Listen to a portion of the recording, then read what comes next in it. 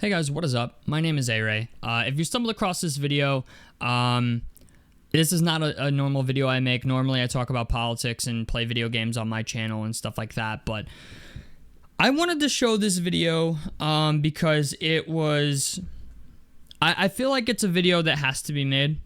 I'm sure there's more of them that are out there on the internet, but I wanted to show people what happens when you rely on others when it comes to investing, okay? Now, I understand there's a lot of people out there that don't know better, okay? Luckily for me, I've been interested in stocks since high school. I did very well in economics class.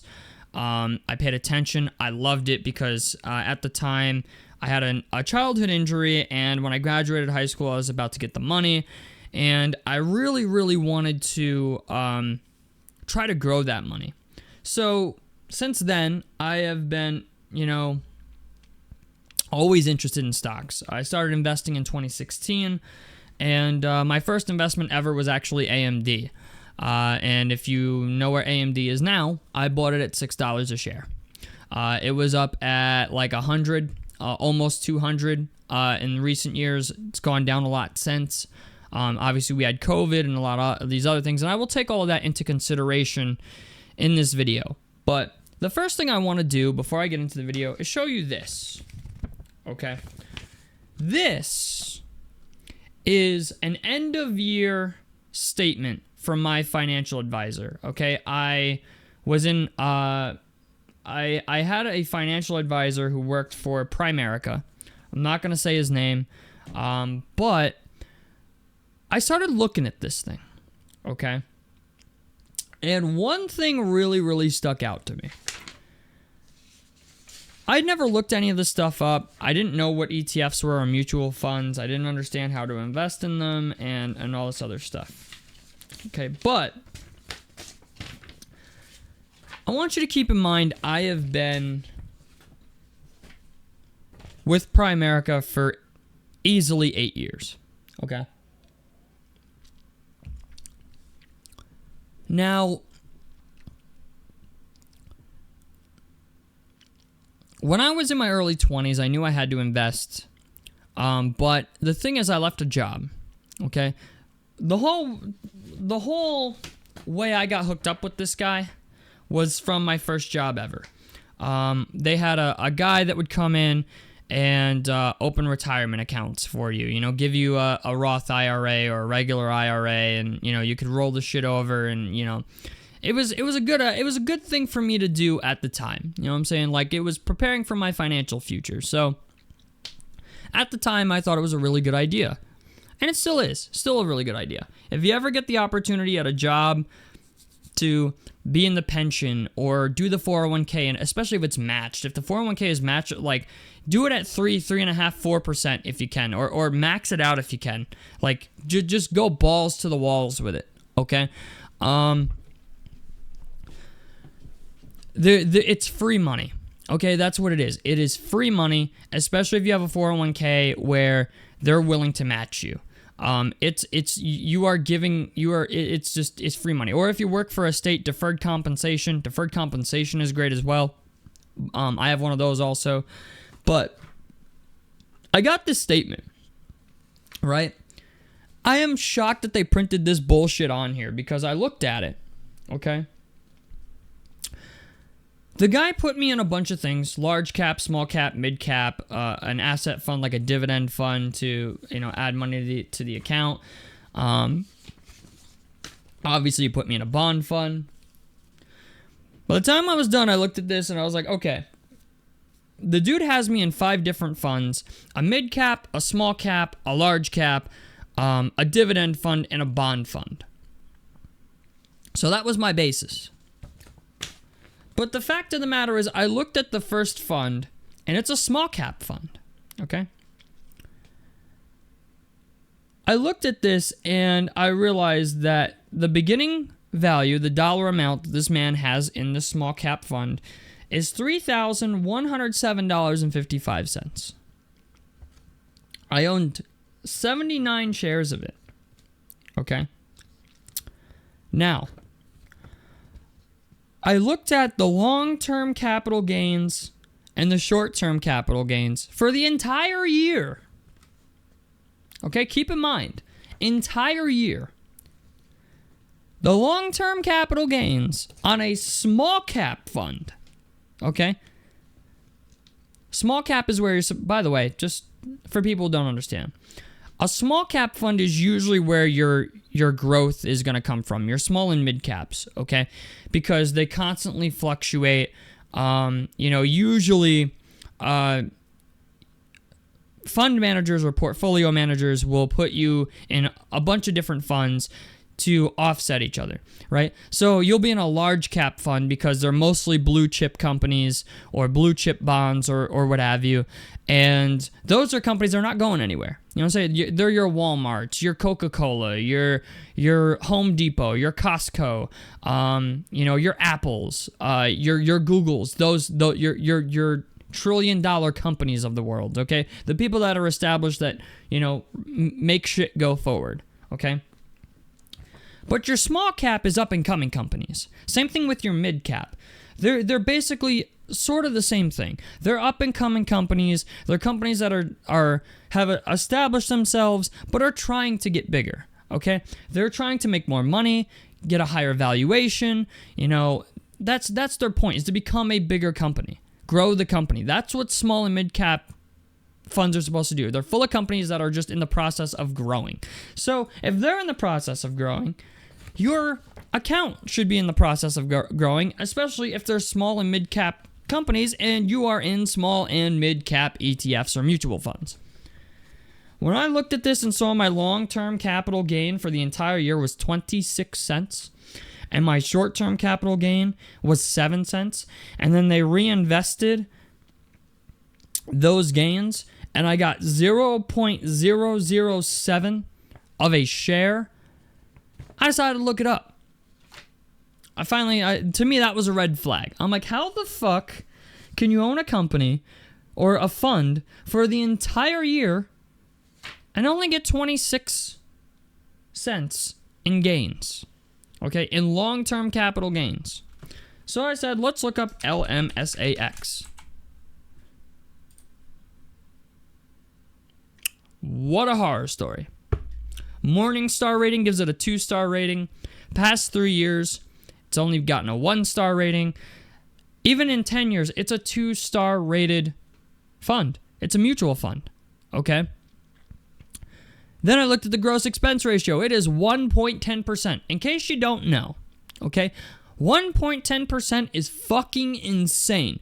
Especially for a mutual fund that only pays you out 0.0441 cents a share in dividends, okay? And it's semi-annual. It's not even a quarterly dividend. It's twice a year. So if I owned 85 shares, okay, let's do the math. The MAPH, the math.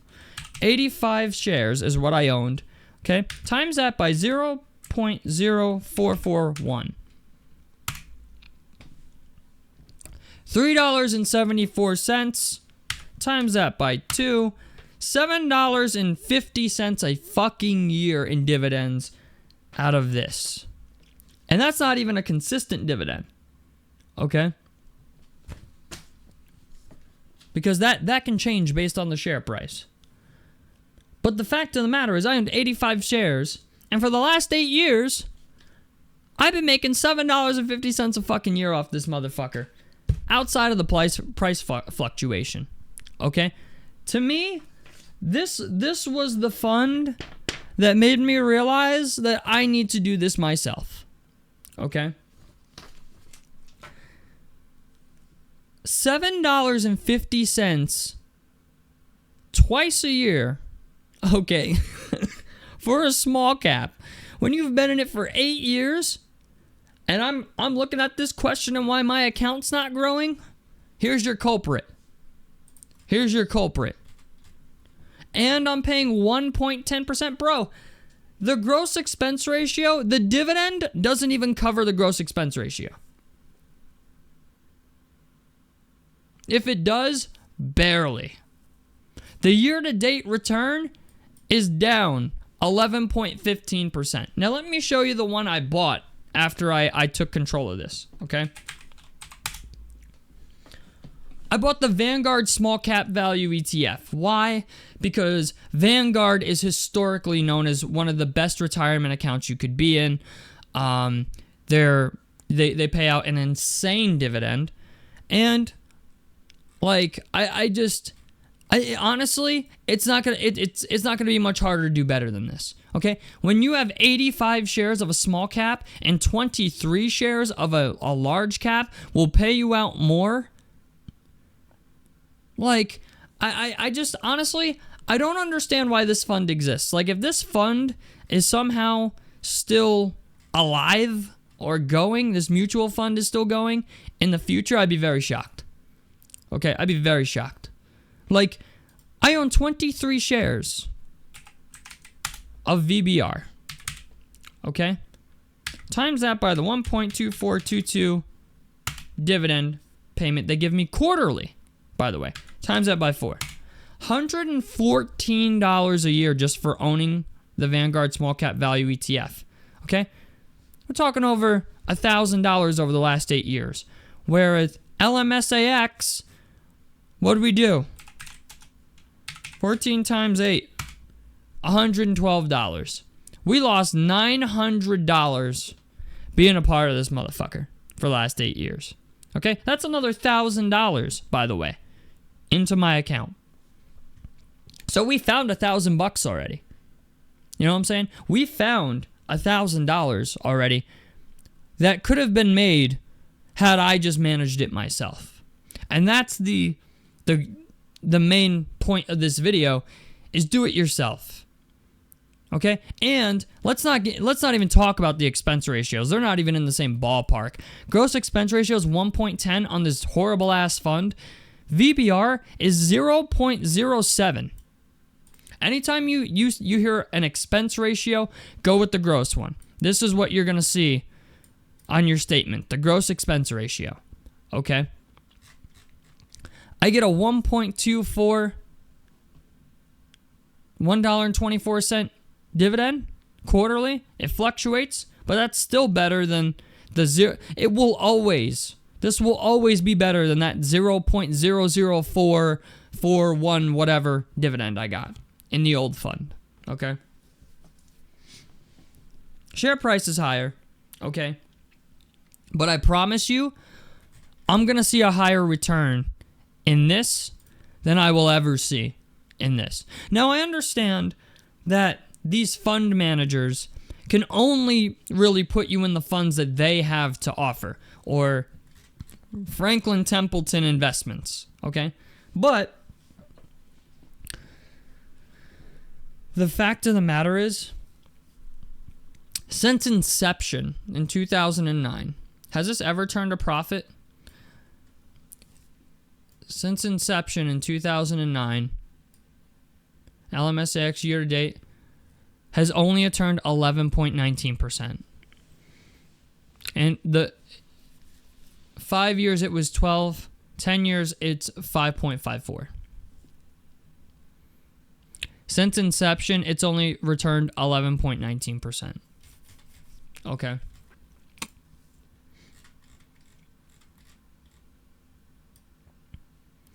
VBR since inception returns small cap value 8.60%, but in the 5 years, okay, when was this this was 04. So yeah, it's gonna be a little bit lower because it's been around longer, but it's just the idea. They're about the same, but I get a dividend. Okay, I get higher price fluctuation, I get lower expense ratio, and I get a dividend that actually fucking does something for me. Now, there are other small cap ETFs out there and mutual funds that are cheaper, but I like Vanguard because Vanguard is like, you know what you're getting. You know what I'm saying? You're not getting dog shit. You don't have to really worry about what's going to happen. It's been around long. But I look at this and I just think to myself, bro, I'm paying 1.10% for what's the year-to-date return? It's down 11%. What's the year-to-date return on this? Down 9%. So even my losses, right, with VBR are less than LMSAX.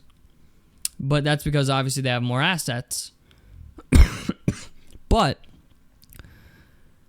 to put somebody in a small cap that doesn't have a good return, like, or an above average return, like the return is painfully average, okay, and your risk is above average, where you can be in this where your risk is below average and your return is average, and you get a dividend, and you're paying less, and you don't got to pay somebody to manage it for you, essentially, like another person to manage it. I don't understand why more people aren't doing this. I just don't. I don't understand why more people aren't taking controls of their IRAs and just doing it themselves. Because the fact of the matter is, okay, when you rely on others, you should expect to be let down. Okay? That's the saying. That's how the saying goes. Whenever you rely on others, you should expect to be let down. There was another fund I looked at, okay, that I wasn't very pleased with, which kind of set it in stone for me that I was going to do this and just take control of it myself. I think it was SDSAX. This is a bond fund. 0.92% gross expense ratio. Okay? Our dividend is 3 cents a month. Really? Not the end of the world for a bond fund when you consider Vanguard's is about the same. And it's more expensive. But Vanguard gives you less risk. A way lower expense ratio. But the one that I decided to go with was Wisdom Tree. WTPI. Now, the crazy part about this is I think I own 200 shares of SDSAX, if I remember correctly. Okay, so 200 times 0. What is it? 0. No, wrong thing. Over to this. 0.031. Okay, 0.031 is $6.20 monthly. Times it by 12. We're talking $74.40 a year. Now,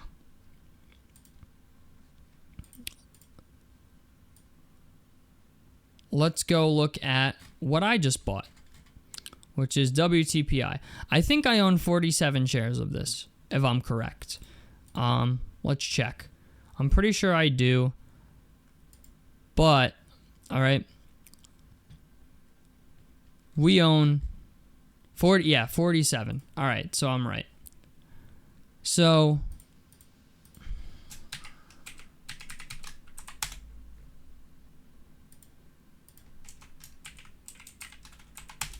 I own 47 shares of WTPI. Okay. Now, WTPI, the gross expense ratio and net expense ratio are not shown on Charles Schwab, but I do know that the gross expense ratio is 0.44%, okay? Significantly cheaper than the 0.92% we got here, okay? Now, let's do the math, shall we? 47 times 0.30 times that by 12. $169 a year.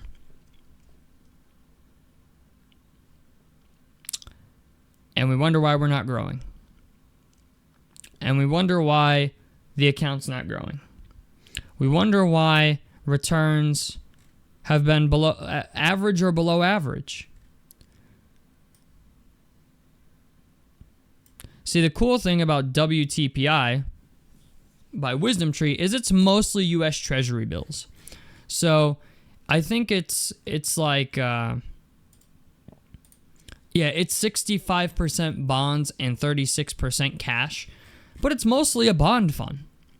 And when I look at this, I think to myself, the only reason I'm in this is because it has a gross expense ratio that's fucking insane. And my fund manager, or the guy that I was paying to run my retirement account for me, was putting me in funds that only he could put me in. Okay? And that's fine. But the one thing I want people to understand, and the whole purpose of this video, is that whenever you rely on others, you should expect to be let down. And the second thing is, okay, financial advisors or the people who run these retirement accounts really, really limit your ability to make money. I get it. Okay, everybody's happy to just get something. I understand there's a lot of people out there who are just like, you know what? I'm just happy that I'm going to have something when I retire. And I get that. But if you're someone like me, you're in your 30s, your early 20s, mid 20s, okay? Just do it your fucking self, man. Please, do yourself a favor. Just do it yourself. It doesn't take a lot to do, okay? Open up a Charles Schwab account. Open up an IRA. Open up a Roth IRA. Put $50 to $100 a month in it and just manage it yourself. It took me 10 hours, okay? On Thursday night, I came home, or no, it was Wednesday night. I came home. I drilled information into my head, dog, for 6 hours after work. Like, from the time I got home to the time I went to bed, I looked up all this stuff and I was like, okay, like, does this make sense? Do I make more? What's the expense ratio? What's the rating? What's the historic, right? Like, what is all this? Is this fund available to me, or is it only available to existing shareholders like this piece of shit is? Okay. Do yourself a favor. Do not pay somebody else to do it. Manage it yourself. You are only limiting your profits. Okay.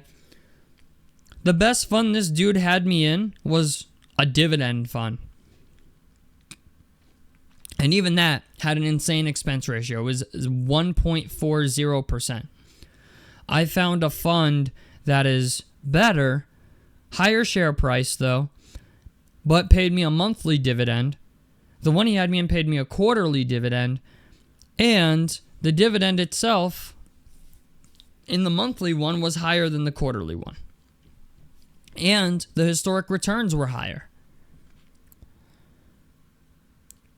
Take control of your retirement accounts, or find somebody who's friendly with you that understands these things, okay? Because I'm going to tell you right now, man, I took control of mine, and I'm glad I did, okay? I had a Roth IRA and a rollover IRA. This is my rollover IRA. At least $11,000 of the $17,682.90 that are in this account came from me managing my 401k by myself at a previous job 5 years ago. To only gain $7,000 in 5 years, especially with, obviously in 2020, stocks fell through the floor. Okay, I could understand, right? I can understand seeing your account drop. I get that. The problem is the funds that I was in were so bad that they weren't recouping my losses at the same rate that they were losing them. And I have the insane expense ratios thrown in there. And I'm in funds that don't even offer fucking dividends. The only thing they offer me is short-term and long-term capital gains once a year. Get out of it. Just get out of it. Take control of it. I don't give a fuck who you offend, your brother, your uncle, your mother, your sister, your brother, okay? Do it yourself, okay? Do it yourself, because when you go with a financial advisor, when you let someone else manage your money for you, they're very limited in what they can put you in. And 9 times out of 10, they're going to put you in the most expensive funds that they have to offer, and that's because they get a higher payout. The guy, I'm going to tell you, Okay? Well, I'm throwing my glasses. The guy that sent me this drives a brand new Mercedes. Okay? He has a $500,000 house.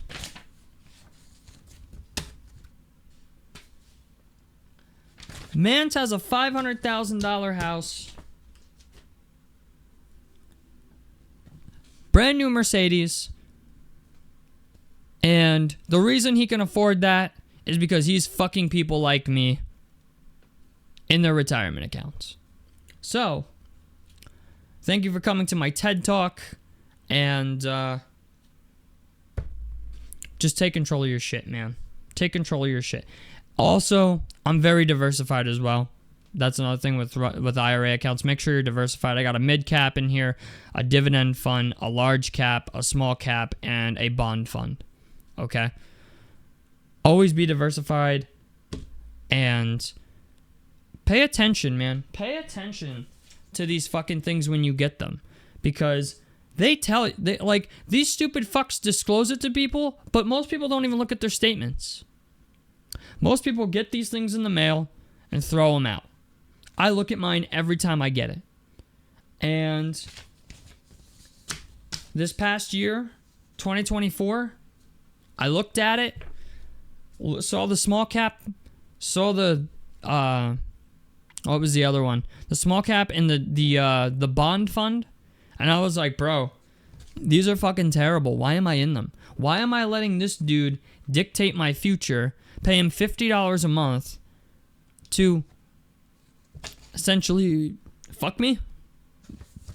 So be very aware, folks. Look at those statements. That's all I'm saying. Look at those statements. I would go over all the other ones, but it's not really worth it. It's the same story. It's the same story with all of them. The best one he had me in was like SOPAX, which was a 4-star rated fund. And that's a dividend fund. And then there was another one he had me in, which was a mid cap, which was good, but the expense ratios on it were insane. I found AUSF, which I think is very, very good. Cheaper share price. Okay, pays me out a dividend. The other one didn't even pay me a dividend. I'm getting 28 cents a quarter on this dividend. It's, I think, pretty well diversified as well. All right, historic returns high, historic risk is low. It's very, very diversified. I just, you have to be aware, man. And it sucks, you know. I hate to say this, man, but the guy called me after I'd closed my accounts because Charles Schwab will facilitate the transfer for you. Okay. After Charles Schwab had transferred my IRA and my Roth IRA to me from douchebag putting me in bad funds,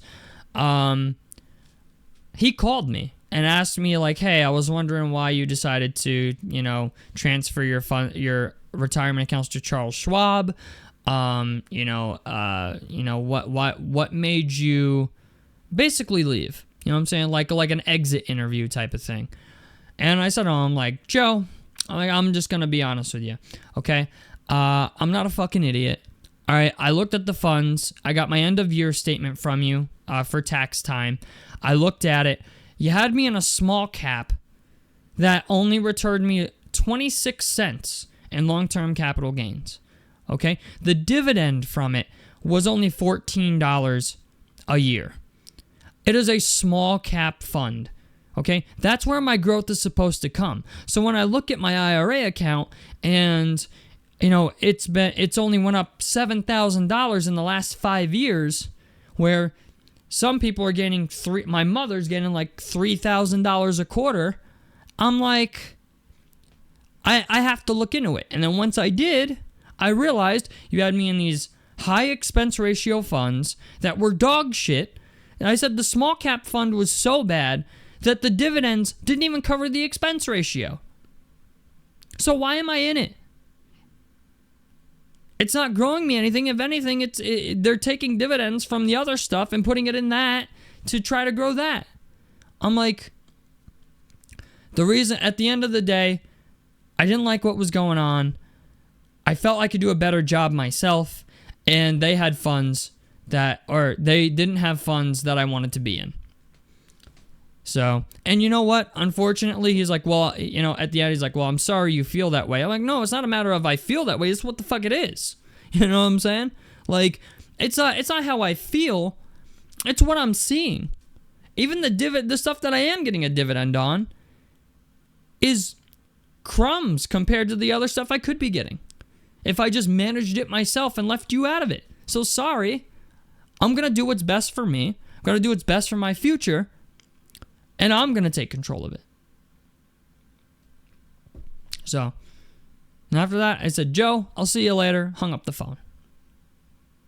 And the crazy thing is, everyone I know in my area, because this guy handles most retirement accounts for people's jobs, okay? Everybody in my area loves this dude. They all love him. They think he's great. I think, who knows? Maybe they're different. Maybe their funds are different than mine. I can afford to be in higher risk stuff because I'm younger. But the higher risk stuff that he has me in are not even good. They're bad things. They're not even good funds to be in. So they can continue to think he's a great guy, but I realized that everything I was in is charging me 1% when I can be in stuff that is significantly better for less. So tell me what you guys think about this down below in the comment section below. Like helps me out. Subscribe if you guys want to see more. I'm A-Ray, and I'm out of this motherfucker. Peace, guys.